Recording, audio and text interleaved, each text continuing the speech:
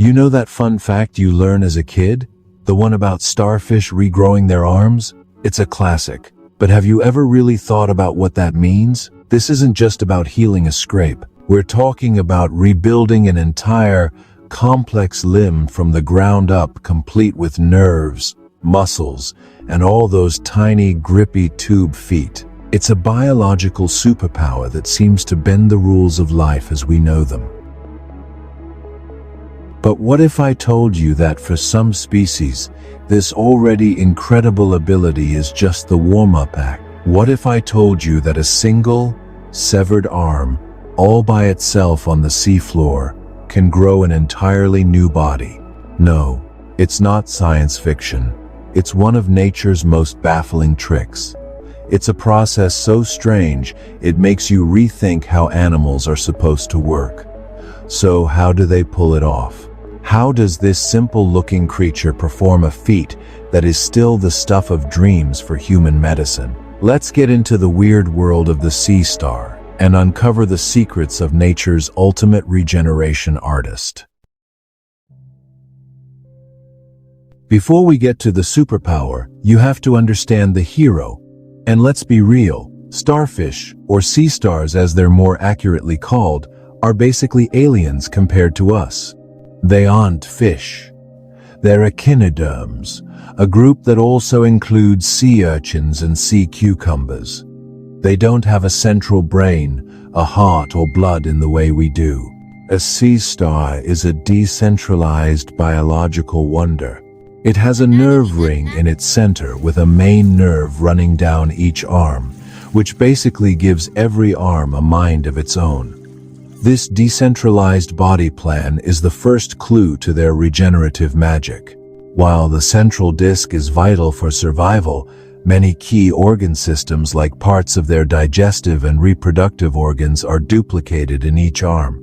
This means losing an arm is a huge blow, but it's not automatically a death sentence.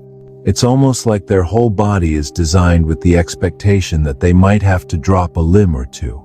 In fact, it's common for divers and scientists to find sea stars with arms in various stages of regrowth, each one telling a silent story of a narrow escape. But their bizarre anatomy is only part of it. The real secret is hidden deep inside their cells. So, what happens the moment a sea star loses an arm? It's a masterclass in cellular reconstruction. First, damage control. The open wound needs to be sealed off quickly to prevent fluid loss and infection. Instead of forming a scab like we do, existing skin cells near the wound stretch and migrate, pulling the wound closed. It's a quick and efficient patch that buys the animal critical time. Next, over the following weeks, the real construction begins. A cluster of special cells gathers at the injury site. Now, this isn't exactly a blastema like you'd find in a salamander, which is made of purely unspecialized cells. In sea stars, it's more of a team effort. Some cells are recruited, while others are mature cells from the stump that dedifferentiate basically. They revert to a more primitive, flexible state, ready for a new job. Finally, the long game, the advanced regenerative phase. Over weeks or months, those cells transform into all the specialized parts of a new arm: muscle, nerves, skin, and the complex network of tube feet. A tiny, perfect replica of the lost arm emerges, which will slowly grow to catch up with the others. The whole process is incredibly variable. Some species might regrow an arm in a few months, while others can take a year or even longer. This power comes from their lifelong access to cells that can build and rebuild. While they may not have a body-wide pool of classic embryonic stem cells, their ability to reprogram and redeploy existing cells gives them an on-call repair crew that humans lose after early development. It's an absolutely incredible process, and it makes you look at these seemingly simple creatures in a totally new light. If you're finding this as fascinating as I am, go ahead and subscribe and ring that bell. We explore the most amazing stories in the natural world every week, and you don't want to miss what we have coming up. Now, it's easy to think a sea star loses an arm because a predator, like a crab or big fish, just rips it off. And while that definitely happens, it's often not the full story. In many cases, the sea star gives up its arm on purpose. This isn't surrender. It's a brilliant escape tactic called autonomy. When a predator latches onto an arm, the sea star can intentionally sever the limb, leaving the attacker with a writhing distraction while the rest of its body makes a getaway. It's the ultimate survival move. Sacrifice a part to save the whole. For years, scientists were stumped as to how they controlled this. How do you just drop an arm? Recent research has started to pull back the curtain. Scientists found that a specific neurohormone, a chemical messenger, helps trigger the detachment. It's a chemical that's surprisingly similar to a human hormone called CCK, which in us is involved in feelings of fullness and stress. When a sea star is attacked, its body releases this stress-related hormone. The hormone travels to a specialized muscle at the base of the arm, which contracts and helps soften the connective tissues holding the arm in place, resulting in a clean break. The sea star escapes, ready to start the long process of regrowth. It's a high-stakes gamble that pays off. Regrowing an arm is amazing, but some species of sea star have pushed this superpower to a level that borders on immortality.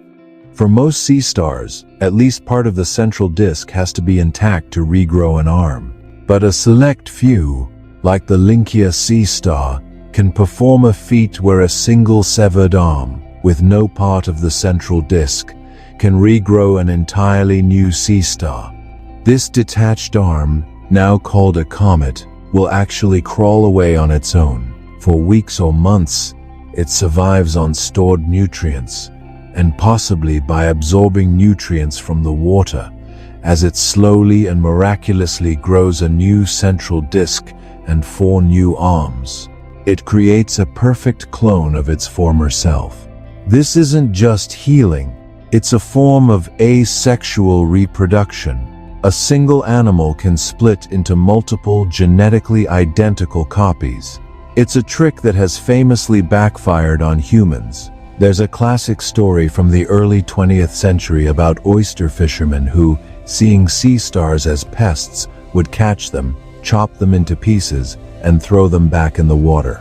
They thought they were solving their pest problem, but they were actually just helping the sea stars multiply. The sea star population reportedly exploded, and the oyster beds were hit even harder.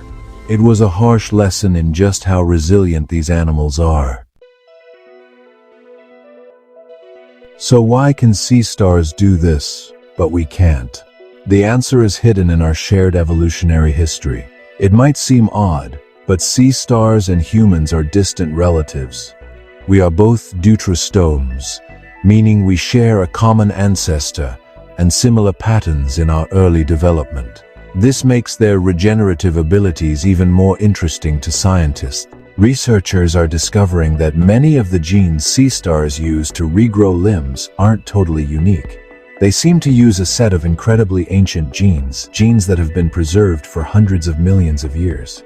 These are genes that we humans also have, but in us, they are mostly switched off after we develop as embryos. In a way, sea stars have simply kept access to a genetic toolkit that we've misplaced. Research into their relatives, like brittle stars, shows that when their nervous system is injured, they can use genes that encourage cells to revert to a more stem cell-like state to rebuild. For example, scientists are investigating how a gene called SOX2, which humans use in labs to create stem cells, is used naturally by these animals to repair their bodies. Studying these genetic pathways could be a key to future breakthroughs in human medicine. While we are a very, very long way from regrowing a human limb, understanding how a sea star rebuilds itself could lead to revolutionary treatments for healing tissues, repairing nerve damage, and maybe even reversing degenerative diseases. The secrets to our own healing potential might just be hiding in the DNA of one of our distant, star-shaped cousins. So, can starfish actually regrow their arms? The answer is a huge yes, but the truth is so much cooler than that simple fact. They don't just heal, they rebuild from the ground up. They don't just survive an attack, they strategically sacrifice a limb to escape. And in the most extreme cases, they don't just regenerate, they replicate, turning one piece of themselves into a whole new being. It's all made possible by their weird, decentralized anatomy, their incredible cellular flexibility, and an ancient genetic code they never lost the instructions for. The sea star is a living masterclass in renewal, a creature that keeps showing us how much we still have to learn. It's a reminder that even in some of the most familiar animals, there are still profound mysteries waiting to be solved. Mysteries that could one day change the future of our own species. What other animal superpowers do you think could hold secrets for human science? Let me know your thoughts in the comments below.